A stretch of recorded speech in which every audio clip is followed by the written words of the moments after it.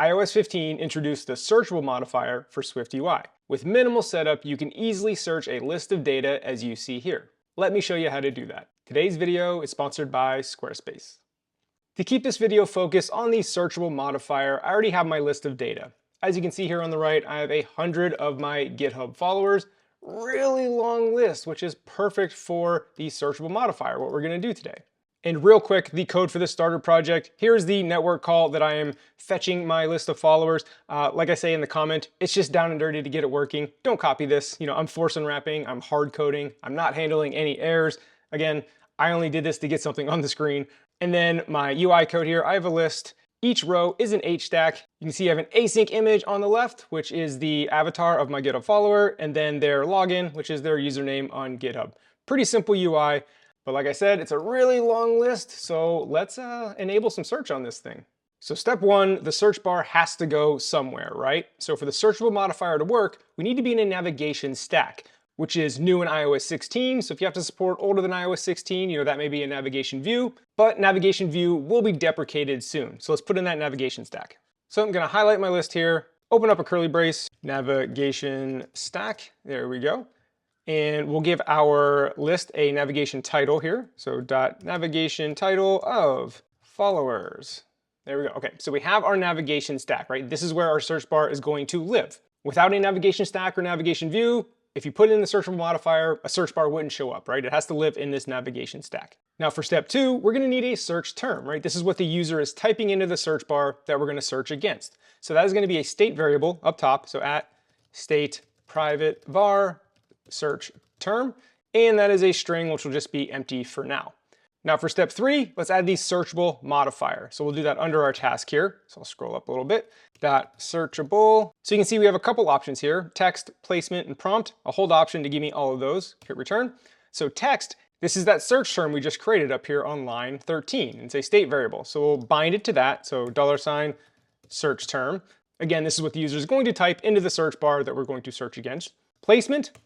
Let's see, .automatic, navigation bar, sidebar, toolbar. We'll just keep it automatic for now, which allows us to remove the parameter, but I wanted to show you that you can choose placement, if you have a sidebar, toolbar, etc. So let's get rid of that because we're not going to use that. Because on an iPhone, there's no sidebar, we just have the navigation bar. Now prompt is the empty state text that goes into the search bar. This is optional, you don't have to have this, but we will say search followers. Now you can see on the right in our preview, our search bar has now showed up and there's our prompt search followers. You can make that say whatever you want to help out your users. So we have our search bar, let's try searching.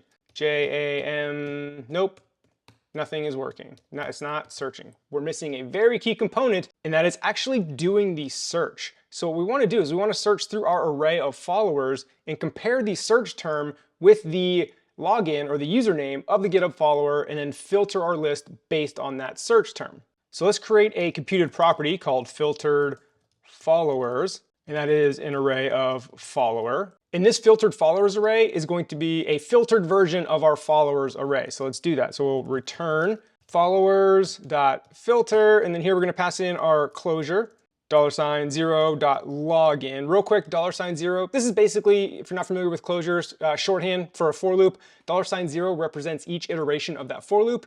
So for every follower in my followers array, I wanted to check the login, which again, our follower is just an avatar URL in the login, as you see on the right. So I want to check the login because that's what the user is going to be searching against. For localized case insensitive contains, this is just a really long parameter that basically ignores case. So whether I type a capital T or a lowercase t, it's all going to be the same, right? Where if I didn't have this, capitalization would matter. So maybe you want that in your search. If you do, don't do this. But I think most likely you don't care if the user types in a capital or lowercase, you still want to search based on that character. And then we're going to see if it contains the search term. So again, as the user is typing, S, we'll filter out all the S's, which you'll see. So down here in our list, right, we're having our list of followers. Now we want to change this list to filtered followers. So I'll copy that, paste filtered followers.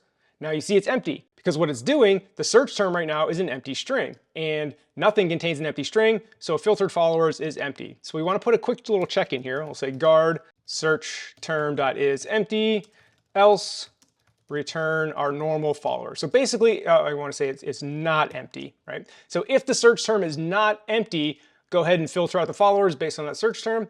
If the search term is empty, return our normal list of followers that has everything. And as you can see, our followers are now showing up. And now if I go and type in just S, this filters out everything with an S. E, SE, there you go. And we'll say TH, there you go. Now it's filtering based on that search term TH, and it is ignoring case. Now, if you're here learning about Searchable, you're probably building a great app. And having a portfolio website is a great way to showcase all these awesome apps you're building. And that brings me to today's sponsor, Squarespace. Squarespace is an all-in-one platform to help you get that iOS developer portfolio, blog, or personal website up and running very quickly. Now I know we're all developers with these skills and the desire to build the web page ourselves, but I would argue there's an opportunity cost to your time. If you're an iOS developer trying to build a great product, a great app, maybe spending a lot of time learning the ins and outs of web development, responsive design, isn't the best way to spend your time. That's why I recommend Squarespace to build that personal website, the blog, your portfolio, or maybe a landing page for your app. They have all kinds of beautiful themes and templates to get you started. They handle all the analytics and the SEO for you. Again, it just saves you so much time so you can get back to doing what you want to do, and that is building iOS apps. So when you're ready to get started, go to squarespace.com to start your free trial. And when you're ready to launch, go to squarespace.com/SeanAllen to get 10% off your first purchase of a website or domain.